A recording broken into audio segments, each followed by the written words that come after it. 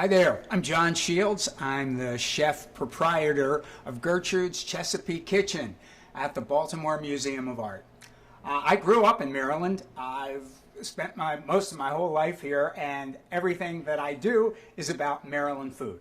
So we're getting to a time of the year that I'm really excited about it because it's the annual statewide Buy Local Challenge. Now that always happens the last full week of July. This year it's going to be July 17th to the 25th. So the idea here is, while we're doing it, is to prepare something, use one local ingredient from Maryland each day of that week. Now, I don't know how that's a challenge. That should be so easy this time of the year in the summer in Maryland and the Chesapeake. So I have all kinds of summertime favorites. You know, I love crabs, I love corn, I love the tomatoes that are just off the vine and so sweet. But I think one of my all-time favorites is watermelon. And you can get those all over the place. You know, you can go to farm stands when you're going around where you live. You can go to local markets. You can go to farmers markets. And if you get confused with that, you can check with Maryland's Best and find out where to go to find some of the best local produce to be found. So right here I have a sugar baby. They're sweet, they have very few seeds, and that works nicely for this gazpacho. Traditionally, gazpacho is a Spanish dish made of tomatoes. It's all about fresh for the summer. It's cold, it's really refreshing.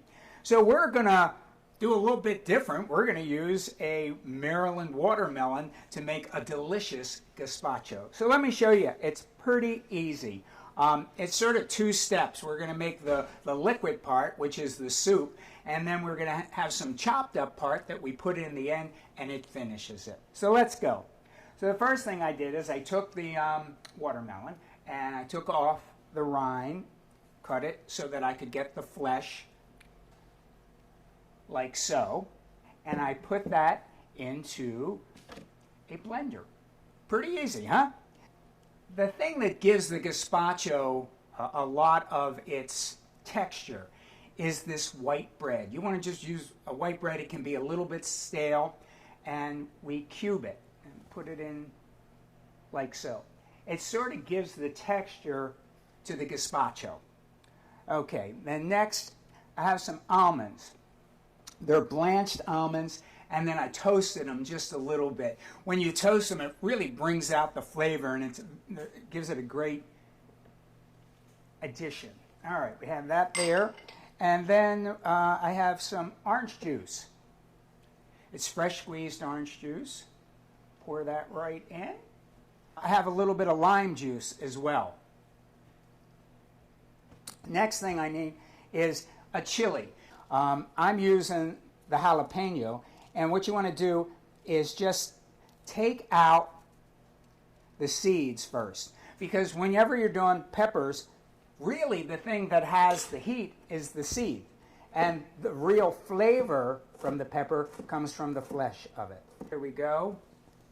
Put those chilies right on the top, and then last but not least, some fresh cilantro. Take that, put the cilantro in. There we go. Now, just going to put a lid on this thing and let it go.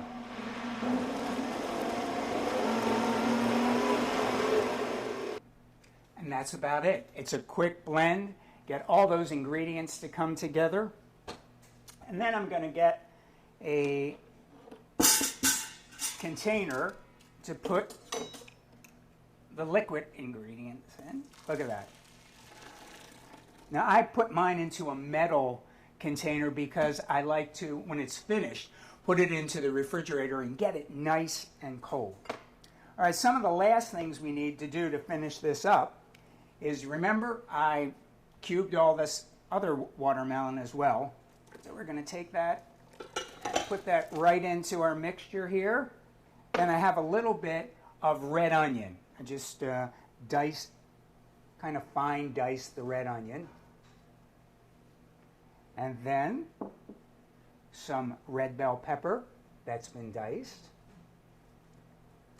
And last but not least, some cucumber. Again, all the farmers markets and the stands, you always get great cucumbers during the summer. If you can get a seedless one, it's even better for this particular dish. Okay, so there we go. Now, all you need to do is stir it around. Not much to this, is it? Might not seem like there's not much to it, but it produces an amazing, amazing summertime treat. So let's go here. I'm going to take a little ladle, and we're going to put this right into a bowl. This recipe came from my newer cookbook, The New Chesapeake Kitchen.